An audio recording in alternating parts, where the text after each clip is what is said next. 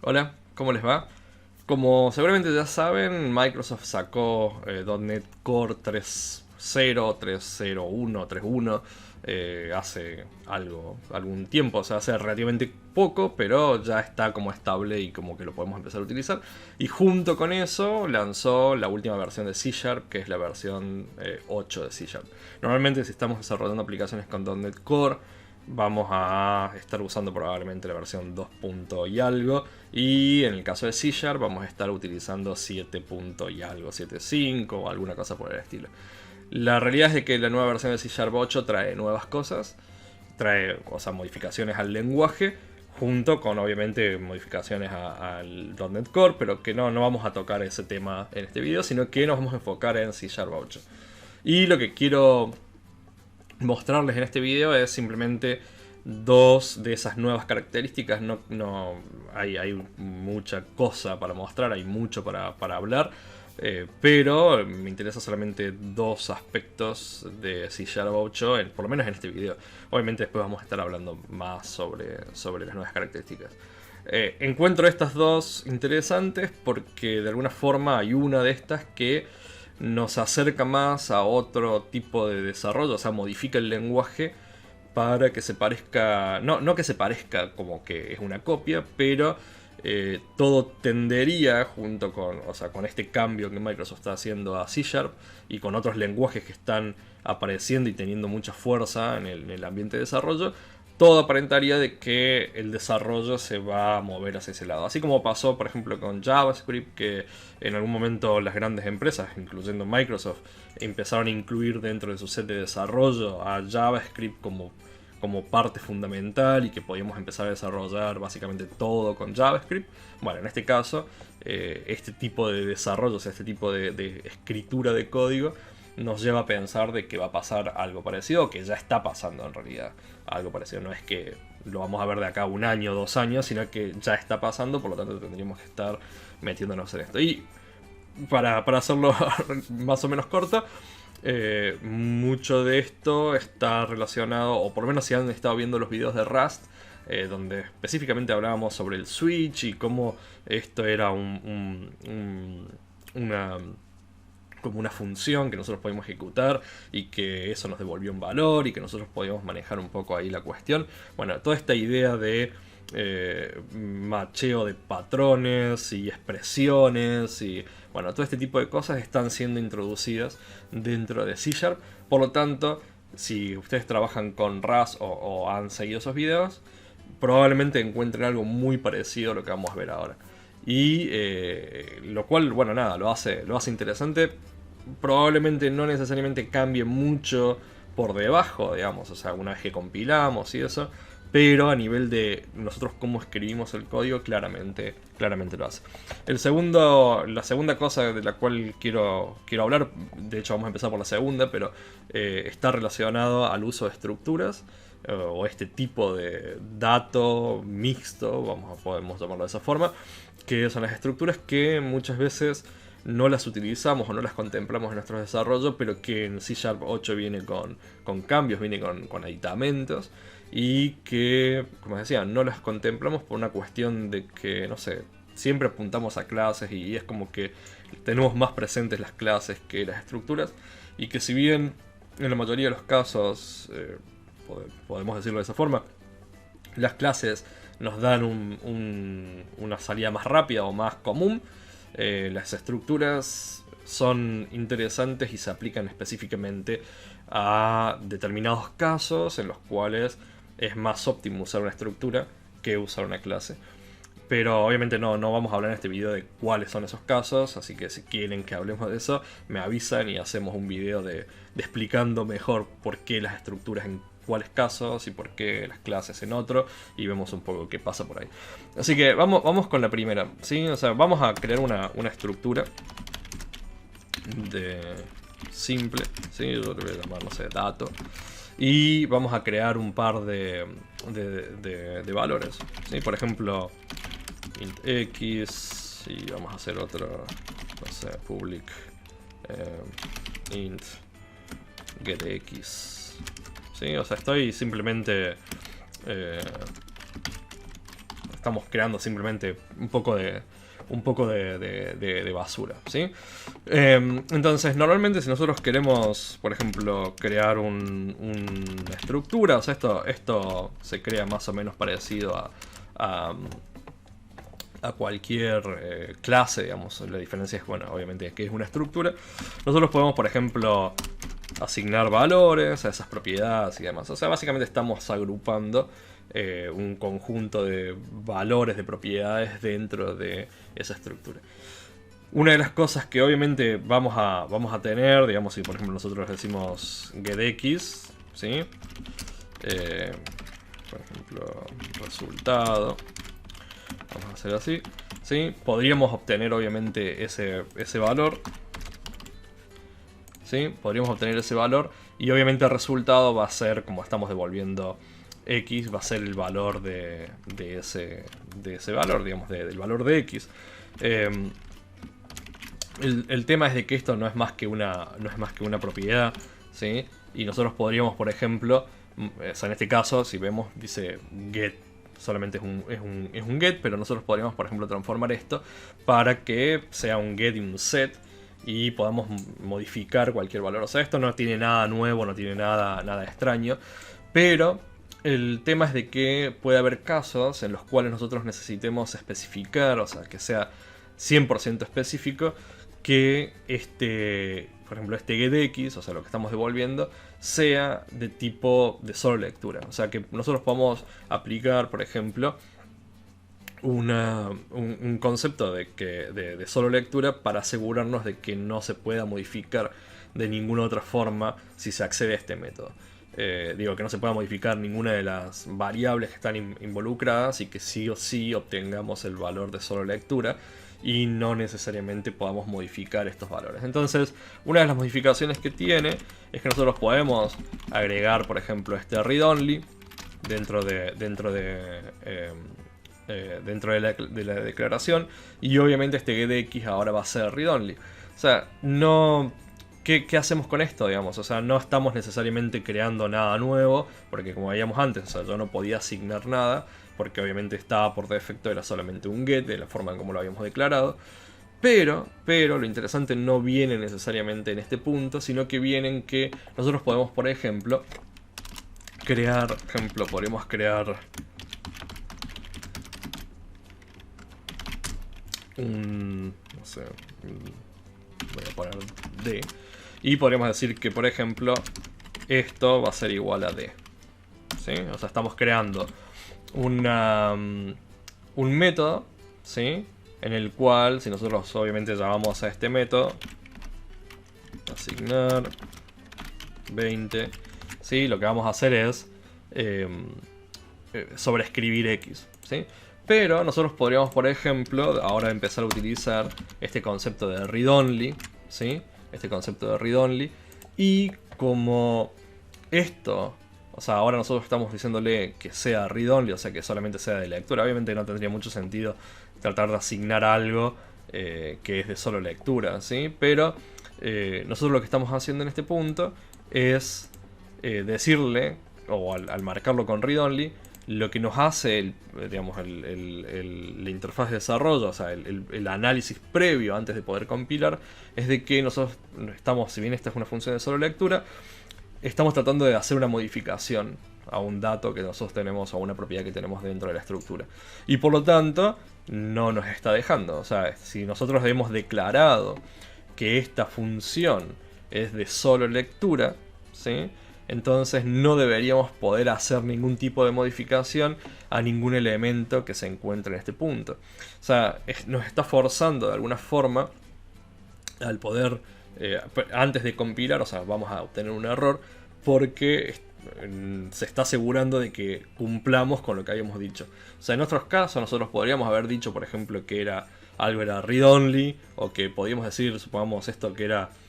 por ejemplo, podríamos agarrar y decir calcular simplemente o algo por el estilo, algo que no sea necesariamente un verbo de asignar algo a algo, pero podríamos haber hecho una función que lo único que haga sea leer información de la misma estructura de datos, tratar de manejar esa información para producir algo nuevo o para poder generar algún tipo de cálculo, por ejemplo. Pero por error, por ejemplo, quisimos modificar o tomar el resultado de esos cálculos y sin darnos cuenta modificamos algo internamente dentro de la estructura de datos. Por lo tanto, podríamos estar teniendo un error o cometer un error. Entonces, si nosotros declaramos específicamente que es read-only, nos ayuda de esta forma a decir no podemos hacer esto, o sea, no le estamos diciendo explícitamente que es read-only, no podemos hacerlo y por lo tanto, nos va a tirar un error, nos va a arrojar un error. Y por lo tanto, bueno, eso es una ayuda interesante o es un concepto interesante que nosotros podemos manejar o podemos ver, digamos, ¿sí? Si bien no necesariamente nos va a ayudar o nos va a generar alguna ventaja directa sobre la implementación o sobre el uso del código que nosotros estamos haciendo, sí nos ayuda a definir mejor cómo nosotros estamos elaborando ese código, ¿sí? Entonces, esto es una de las cosas interesantes de las estructuras, o por lo menos esta nueva introducción de el concepto de read-only dentro de las estructuras. El siguiente caso ya es un poco más complejo, o por lo menos es un poco más, digamos, tiene más etapas y hace referencia a cómo nosotros podemos empezar a generar esto que les decía al principio, código que funcione más como expresiones y no tanto como programación estructurada, o sea, como simplemente vamos escribiendo línea a línea y en base a eso estamos obteniendo algún resultado o haciendo una cosa, haciendo la otra, como si fuese simplemente el flujo de algo, sino que empezamos a manejar bloques de funcionalidad y podemos empezar a utilizar esos bloques de funcionalidad. Entonces, el ejemplo que yo voy a plantear acá es un ejemplo que si nosotros lo expandimos un poco, sí nos va a ayudar a acercarnos a un concepto de programación funcional, pero obviamente la idea no es que vayamos tan profundo que exploremos necesariamente eso, ¿sí? Entonces, lo primero que tengo es una enumeración y lo que vamos a hacer con esta enumeración, o sea, una simple enumeración que dice 1, 2, 3, o sea, con valores particulares, en los cuales nosotros, por ejemplo, podríamos tener, voy a poner acá enumeración y le vamos a decir enum, por ejemplo 3.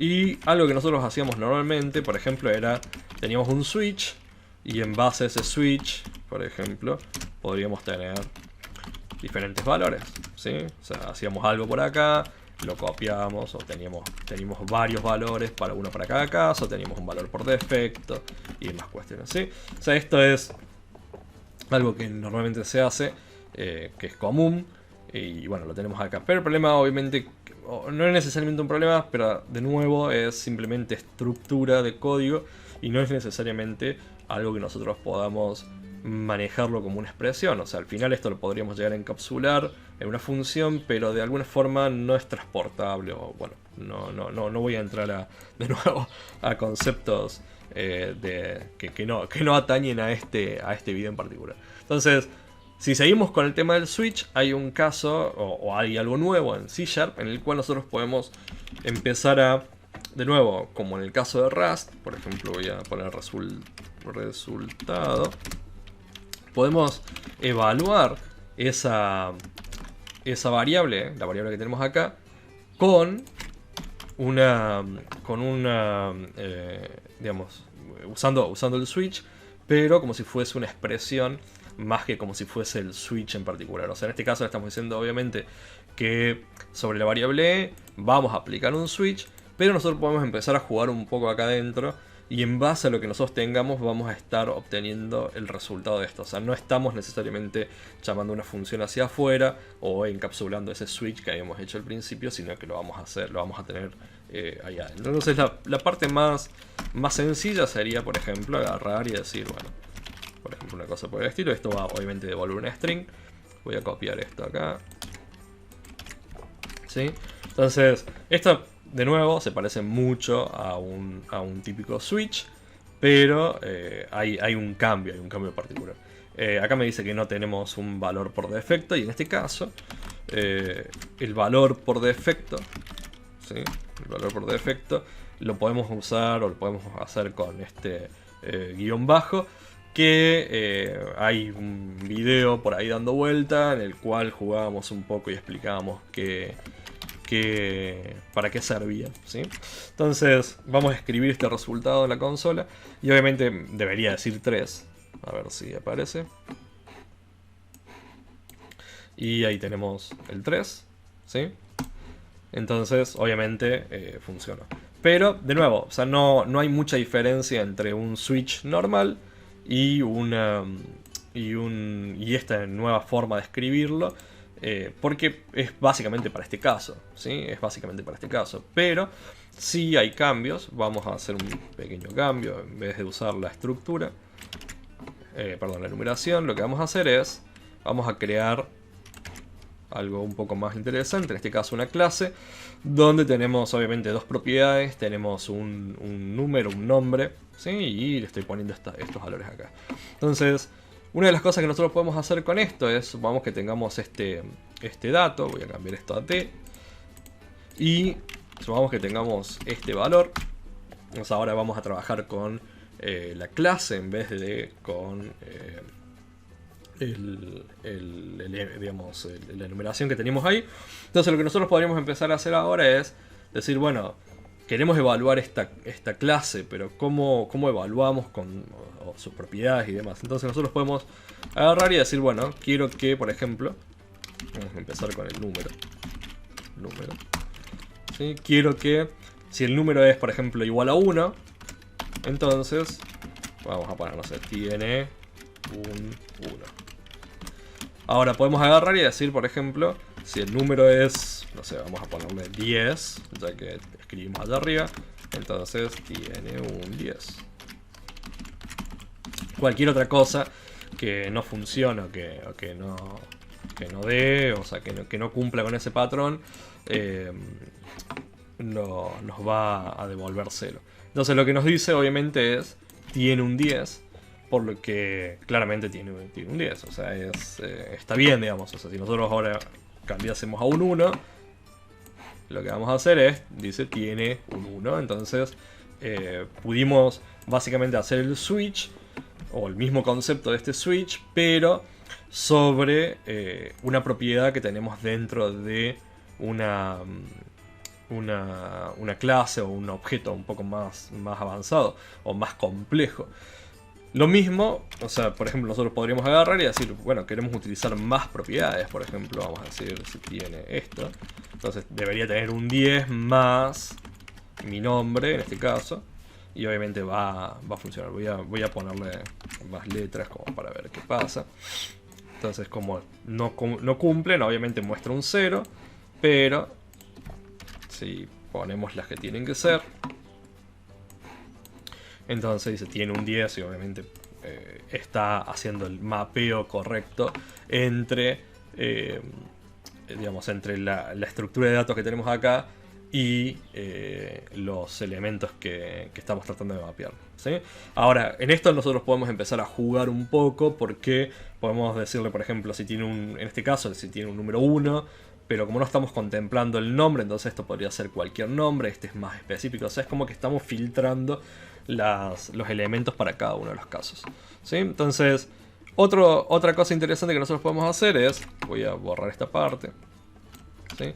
Es, por ejemplo, no solamente hace falta o no solamente es necesario que nosotros tengamos una clase, sino que nosotros podemos usar esto, ya lo voy a copiar completamente, sino que nosotros podemos agarrar y empezar a crear tuplas, ¿sí? O de elementos en tiempo, en tiempo de escritura, o sea, no tenemos que definir el tipo, donde tenemos, por ejemplo, la primera variable, la segunda variable, y después lo ponemos entre paréntesis. Y de nuevo hay un video en el cual hablaba sobre esta forma de escribir, así que vayan y búsquenlo si quieren saber un poco más.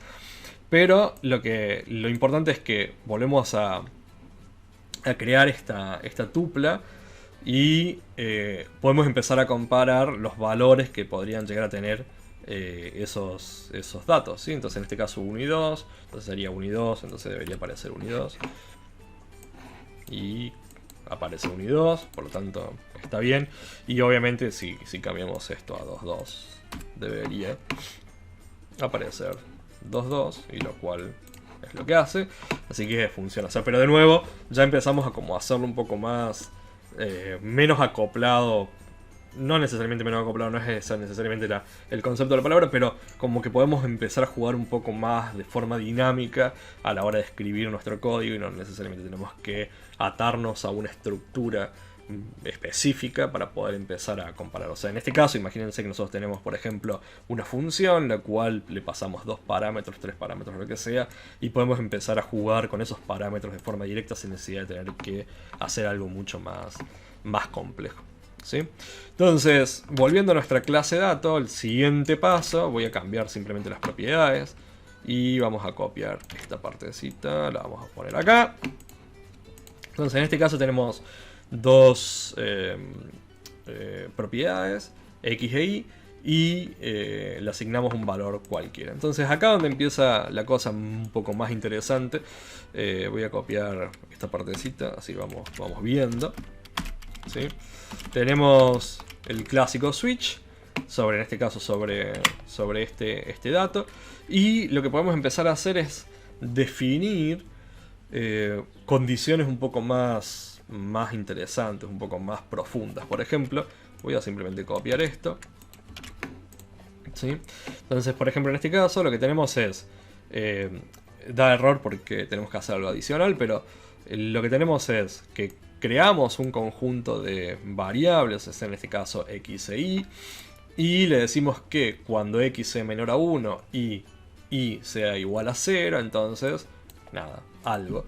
Y podemos incluso decirle que si esto es, digamos, por defecto cualquier cosa y esto es cualquier otra cosa, ponemos algo más, y si fuese otra cosa, o sea, es como el caso por defecto del caso por defecto, vamos a mostrar otra cosa. O sea, ¿qué quiero decir con esto? Que nosotros podríamos empezar a jugar acá y decir, por ejemplo, si esto es igual a 10 y esto es igual a 10, entonces segundo caso, y podríamos empezar a jugar un poco con eso. Ahora, el hecho de que dé error es porque nosotros necesitamos, si vemos un poco acá, tenemos un concepto que se llama de construcción, que nos sirve para que en estos casos en los cuales nosotros queremos empezar a jugar un poco más con las propiedades internas, pero que no necesariamente es como el otro caso donde era explícito, sino que empezamos a jugar más con condiciones, como en este caso, necesitamos decirle de dónde va a sacar la información para cada uno de estos casos. Entonces, para poder hacer esto, lo que vamos a tener que crear dentro de nuestra clase es una función, y esa función se llama deconstructor, ¿sí? Que obteniendo un par de parámetros, o sea, los parámetros que nosotros queremos utilizar, los va a mapear a los parámetros que nosotros querríamos hacer referencia en este caso. Por ejemplo, si recibimos x e y, o sea, esto se llama x e y ahí por todos lados, pero en realidad es simplemente los parámetros que corresponden a cada uno de los casos. Esto va a ser igual a cada uno de los parámetros que nosotros tenemos en este caso. Como para hacerlo probablemente más sencillo, lo vamos a bajarle las letras mayúsculas y vamos a poner acá x, y.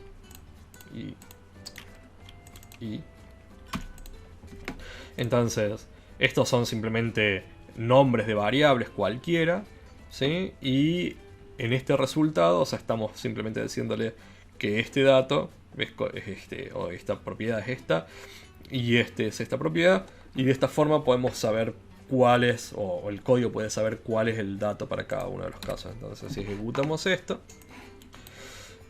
obviamente va a aparecer el segundo caso porque es el que concuerda con esto, pero por ejemplo, si nosotros dijésemos 1,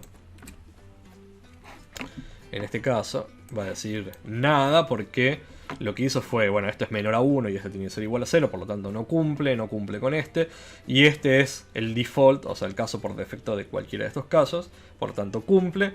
Y obviamente si fuese cualquier otro caso, que nada, en caso de números por ahí es medio complicado, pero si tuviésemos alguna combinación en la cual ni siquiera este caso por defecto cumple algo por algún motivo, entonces va a ir por este otro lado y mostrar esto que está por este lado, ¿sí? Entonces, de nuevo, es interesante, especialmente si empezamos a pensar un poco cómo podemos jugar un poco más con nuestro código.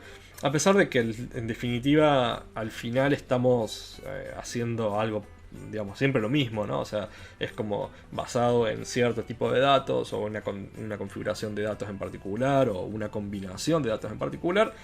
Vamos a obtener un resultado final o vamos a hacer algo en particular según cada caso. O sea, seguimos funcionando relativamente de la misma forma porque computacionalmente es lo mismo. O sea, no cambia el concepto computacional que hay de fondo, sino que es más la forma de escribir. Pero probablemente hacer esto mismo en código pre-C# 8 sería mucho más engorroso, tendríamos que escribir muchísimo más código y nada, esto lo hace un poco más simple. Pero de nuevo, hay muchas de estas cosas, muchos de estos elementos que tenemos acá que pueden ser tranquilamente extraídos de este punto y llevados a otro, o encapsularlos de otra forma, llevarlos a funciones o a delegados o funciones de otro tipo y empezar a hacer el código mucho más dinámico, o sea, que se comporte de forma mucho más dinámica y no necesariamente que quede todo escrito acá, porque si no también tendríamos un lío grande de código que sería difícil de mantener y caeríamos nuevamente en problemas como teníamos en la escritura de código viejo, ¿sí? Así que nada, dos cositas como les decía al principio que quería traer. Un video algo largo por el hecho de que bueno, hay mucho detalle y se necesita pasar por cada uno de los casos. Pero espero que nada, que les sirva, espero que les guste. Y nada, dejen por ahí, opinen, díganme qué les parece todo esto nuevo. A mí, como siempre, hay muchas cosas que me hacen algún poquito de ruido, especialmente cuando el lenguaje cambia pero no cambia. Y nada, eso lo podemos discutir en otro momento, ¿sí? Nos vemos después. ¡Chao!